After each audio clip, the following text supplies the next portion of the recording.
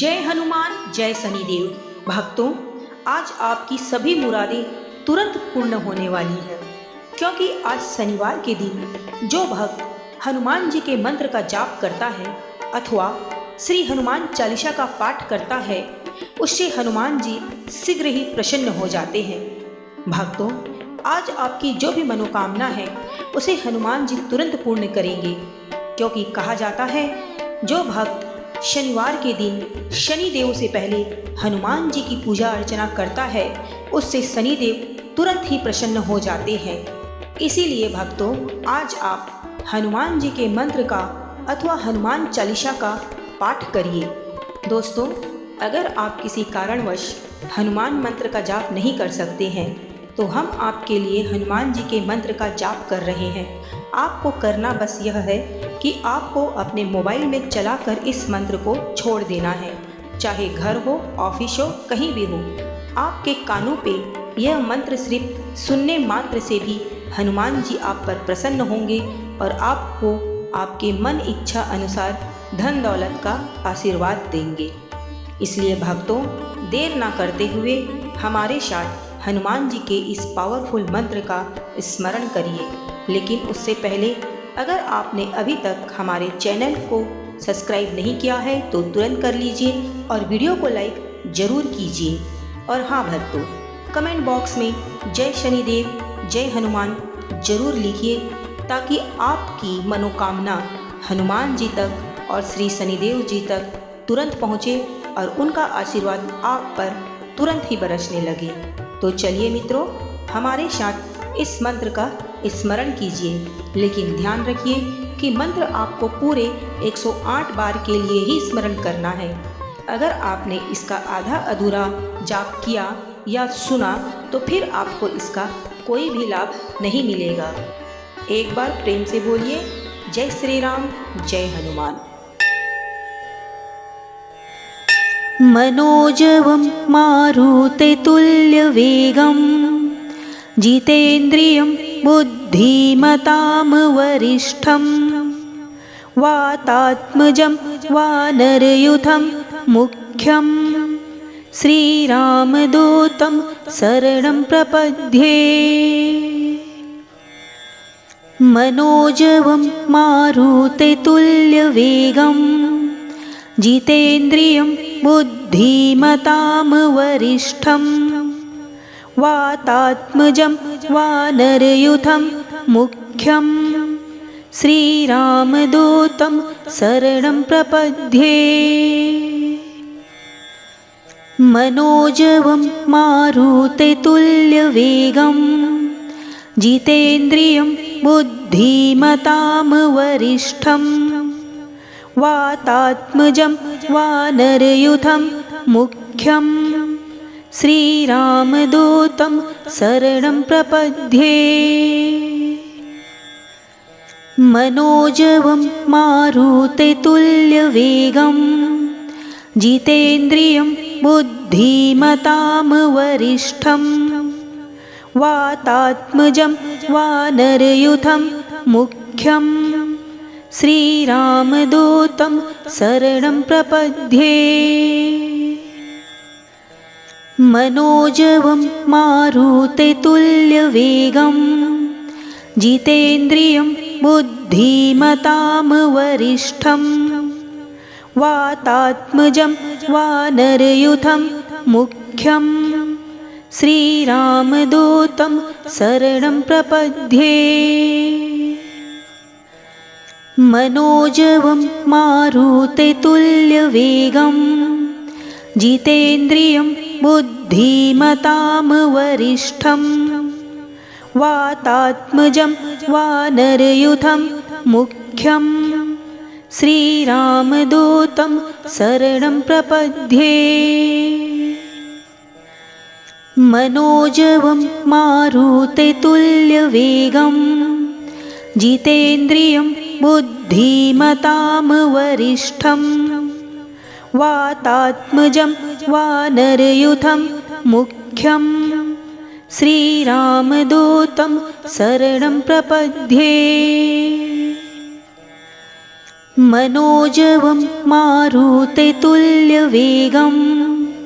जितेन्द्रियं बुद्धिमतां वरिष्ठं वातात्मजं वानरयूथं मुख्यं श्रीरामदूतं शरणं प्रपद्ये।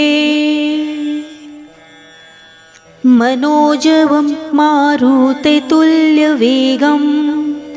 जितेन्द्रियं बुद्धिमतां वरिष्ठं वातात्मजं वानरयूथं मुख्यं श्रीरामदूतं शरणं प्रपद्ये।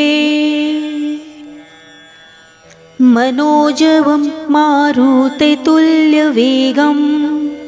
जितेन्द्रियं बुद्धिमतां वरिष्ठं वातात्मजं वानरयूथं मुख्यं श्रीरामदूतं शरणं प्रपद्ये। मनोजवं मारुततुल्यवेगं जितेन्द्रियं बुद्धिमतां वरिष्ठं वातात्मजं वानरयूथं मुख्यं श्रीरामदूतं शरणं प्रपद्ये। मनोजवं मारुततुल्यवेगं जितेन्द्रियं बुद्धिमतां वरिष्ठं वातात्मजं वानरयूथं मुख्यं श्रीरामदूतं शरणं प्रपद्ये। मनोजवं मारुततुल्यवेगं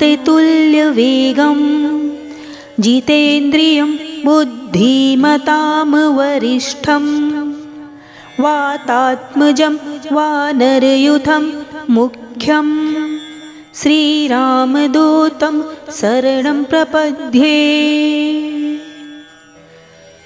मनोजवं मारुततुल्यवेगं जितेन्द्रियं बुद्धिमतां वरिष्ठं वातात्मजं वानरयूथं मुख्यं श्रीरामदूतं शरणं प्रपद्ये। मनोजवं मारुततुल्यवेगं जितेन्द्रियं बुद्धिमतां वरिष्ठं वातात्मजं वानरयूथं मुख्यं श्रीरामदूतं शरणं प्रपद्ये। मनोजवं मारुततुल्यवेगं जितेन्द्रियं बुद्धिमतां वरिष्ठं वातात्मजं वानरयूथं मुख्यं श्रीरामदूतं शरणं प्रपद्ये। मनोजवं मारुततुल्यवेगं जितेन्द्रियं बुद्धिमतां वरिष्ठं वातात्मजं वानरयूथं मुख्यं श्रीरामदूतं शरणं प्रपद्ये। मनोजवं मारुततुल्यवेगं जितेन्द्रियं बुद्धिमतां वरिष्ठं वातात्मजं वानरयूथं मुख्यं श्रीरामदूतं शरणं प्रपद्ये। मनोजवं मारुततुल्यवेगं जितेन्द्रियं बुद्धिमतां वरिष्ठं वातात्मजं वानरयूथं मुख्यं श्रीरामदूतं शरणं प्रपद्ये। मनोजवं मारुततुल्यवेगं जितेन्द्रियं बुद्धिमतां वरिष्ठं वातात्मजं वानरयूथं मुख्यं श्रीरामदूतं शरणं प्रपद्ये।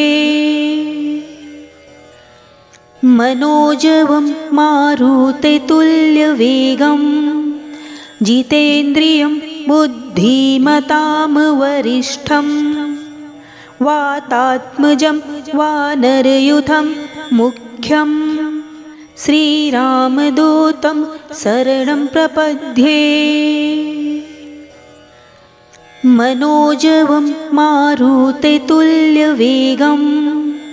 जितेन्द्रियं बुद्धिमतां वरिष्ठं वातात्मजं वानरयूथं मुख्यं श्रीरामदूतं शरणं प्रपद्ये। मनोजवं मारुततुल्यवेगं जितेन्द्रियं बुद्धिमतां वरिष्ठं वातात्मजं वानरयूथं मुख्यं श्रीरामदूतं शरणं प्रपद्ये। मनोजवं मारुततुल्यवेगं जितेन्द्रियं बुद्धिमतां वरिष्ठं वातात्मजं वानरयूथं मुख्यं श्रीरामदूतं शरणं प्रपद्ये। मनोजवं मारुततुल्यवेगं जितेन्द्रियं बुद्धिमतां वरिष्ठं वातात्मजं वानरयूथं मुख्यं श्रीरामदूतं शरणं प्रपद्ये। मनोजवं मारुततुल्यवेगं जितेन्द्रियं बुद्धिमतां वरिष्ठं वातात्मजं वानरयूथं मुख्यं श्रीरामदूतं शरणं प्रपद्ये। मनोजवं मारुततुल्यवेगं जितेन्द्रियं बुद्धिमतां वरिष्ठं वातात्मजं वानरयूथं मुख्यं श्रीरामदूतं शरणं प्रपद्ये। मनोजवं मारुततुल्यवेगं जितेन्द्रियं बुद्धिमतां वरिष्ठं वातात्मजं वानरयूथं मुख्यं श्रीरामदूतं शरणं प्रपद्ये। मनोजवं मारुततुल्यवेगं जितेन्द्रियं बुद्धिमतां वरिष्ठं वातात्मजं वानरयूथं मुख्यं श्रीरामदूतं शरणं प्रपद्ये। मनोजवं मारुततुल्यवेगं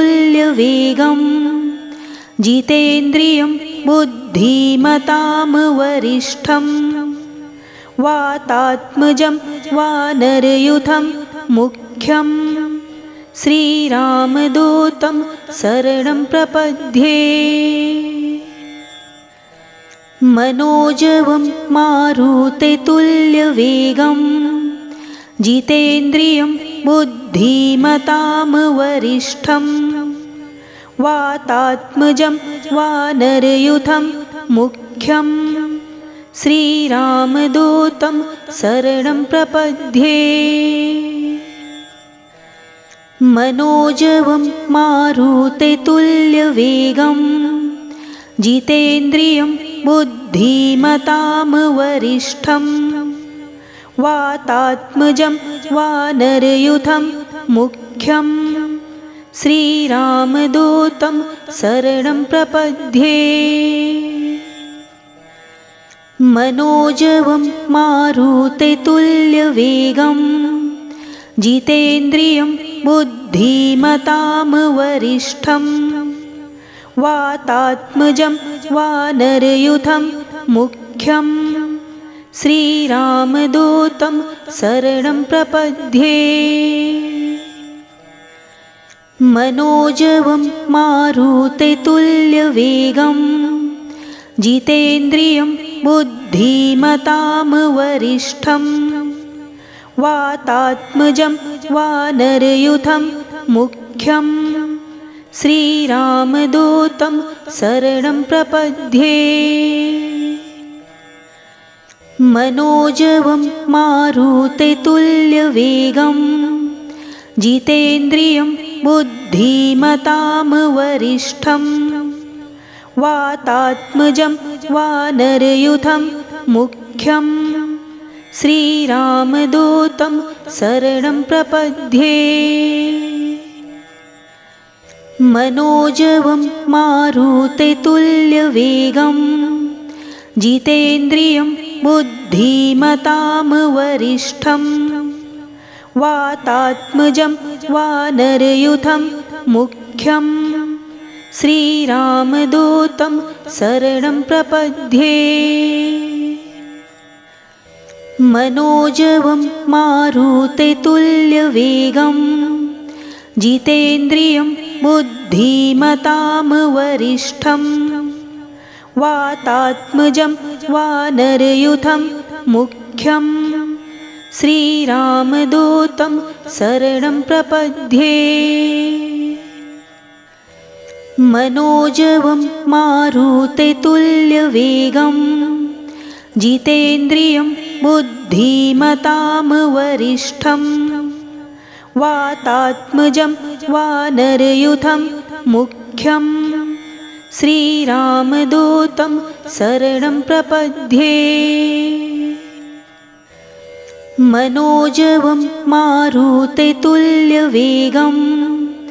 जितेन्द्रियं बुद्धिमतां वरिष्ठं वातात्मजं वानरयूथं मुख्यं श्रीरामदूतं शरणं प्रपद्ये।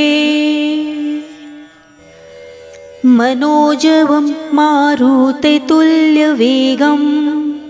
जितेन्द्रियं बुद्धिमतां वरिष्ठं वातात्मजं वानरयूथं मुख्यं श्रीरामदूतं शरणं प्रपद्ये। मनोजवं मारुततुल्यवेगं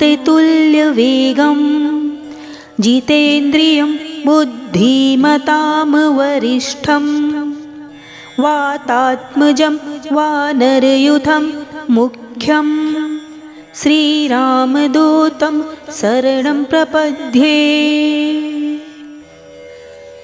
मनोजवं मारुततुल्यवेगं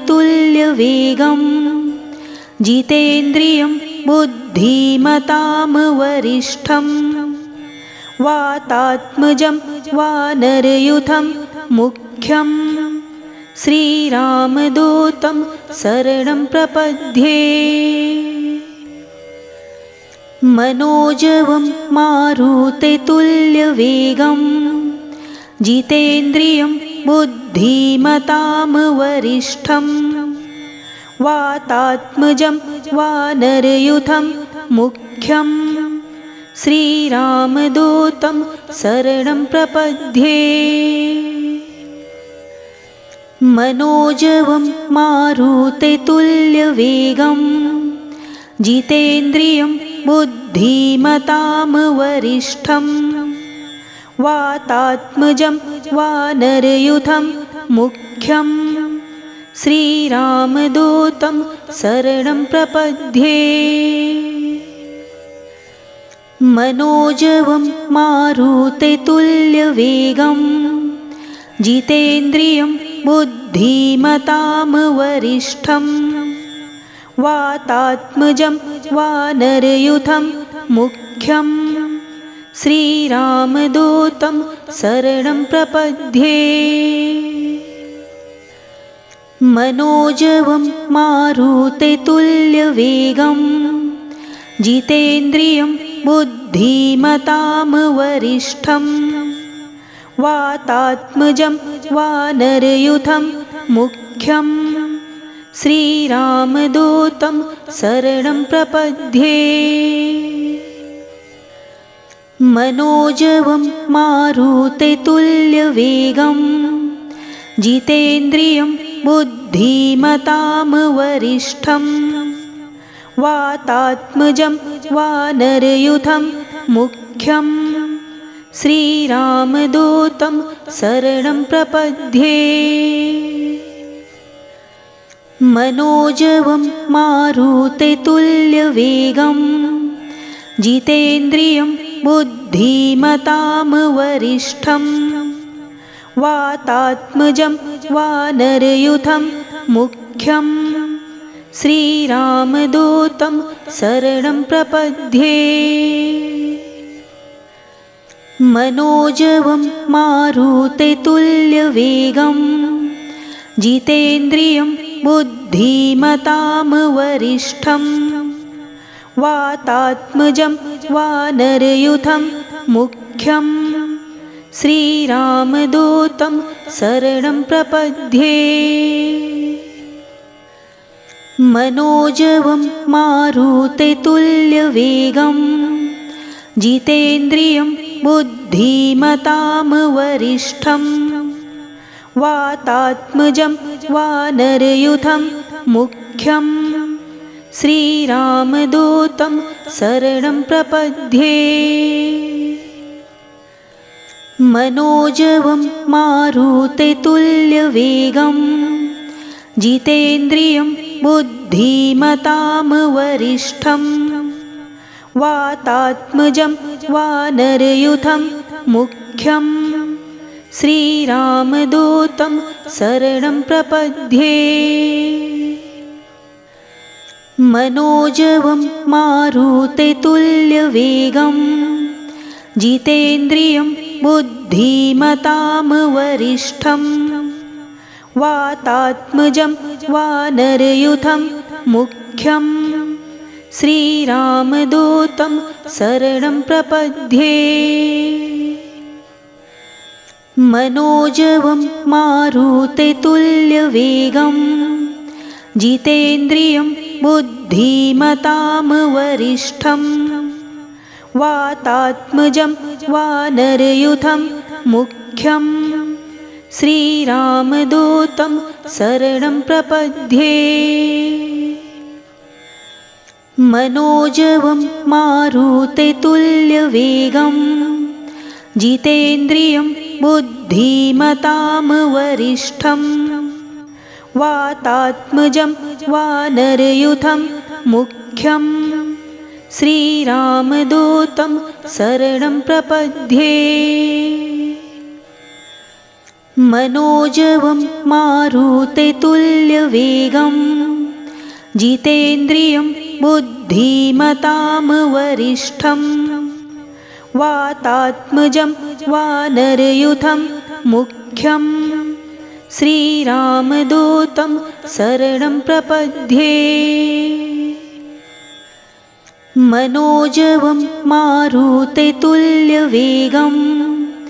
जितेन्द्रियं बुद्धिमतां वरिष्ठं वातात्मजं वानरयूथं मुख्यं श्रीरामदूतं शरणं प्रपद्ये। मनोजवं मारुततुल्यवेगं जितेन्द्रियं बुद्धिमतां वरिष्ठं वातात्मजं वानरयूथं मुख्यं श्रीरामदूतं शरणं प्रपद्ये।